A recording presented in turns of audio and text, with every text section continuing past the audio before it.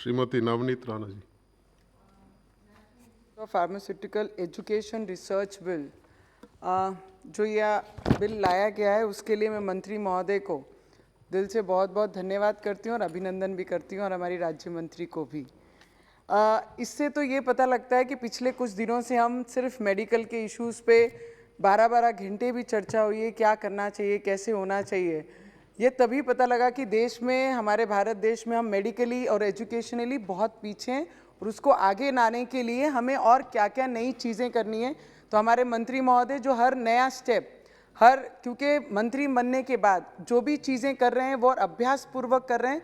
और मेरे पहले भी मेरे कलीग ने बोला, कोई भी काम के लिए मंत्री महोदय के पास जाते हैं तो he is got positive attitude to support you whether the work happens or no, but in my case the work is actually done by the Mantri Mahoday ji and he's taken efforts for it. So I really thanks मंत्री जी कि आपने हर किसी को positive attitude से आप उनकी बात सुनते हैं, वो नए लोग हों या पुराने हों, उनकी बातें सुनी जाती है और उनके बातों पे ध्यान भी दिया जाता है।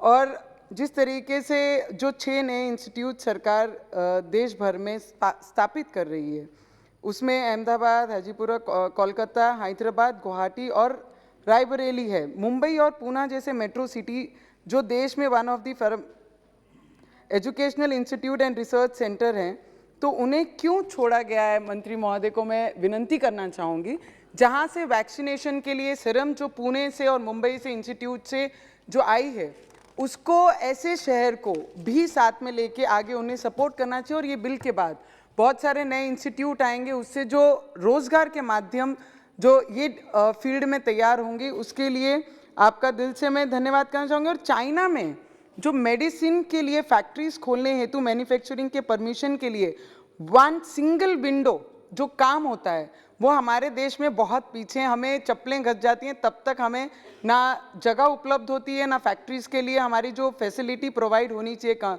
सरकार के तरफ से, वो भी नहीं होती। तो इस पे भी हमें ध्यान देना चाहिए, जहाँ पर फैक्ट्रीज़ खोलने वाले जो भी जितने भी ये डिपार्टमेंट के लोग हैं, उन्हें बहुत बड़ी मदद सरकार की तरफ से वन सिंगल विंडो के माध्यम से होनी चाहिए। हमारे देश में फार्मेसी कॉलेज में जो रिलेटेड सब्जेक्ट्स की पढ़ाई होती है, वो जो भी पुरानी तरीके की है, उसमें नया तरीका टेक्नोलॉजी को अपग्रेड करना चाहिए, जिससे आने वाले समय में जो भी महामारी, भगवान कभी हमारे देश में ऐसी महामारी ना आए, अगर ऐसी कोई महामारी आती है तो उसे फेस करने के लिए नई टेक्नोलॉजी हमारे पास होनी बहुत ज़रूरी है। प्राइवेट फार्मेसी कंपनीज़ में जितने भी साइंटिफिक, जितने भी डॉक्टर्स काम कर रहे हैं, ये हमें ध्यान देना चाहिए कि हमारे government, as a government scientist बहुत ज़्यादा निर्माण होने चाहिए, तैयार होने, जिससे आने वाले समय में हम लोगों को, हमारे लोगों को, देश को इसका फ़ायदा हो। एंड आई हार्टली कंग्रेचुलेट हमारे मंत्रियों को कि ये बिल लाया गया और इसको सपोर्ट करते हैं। Thank you so much. Thank you.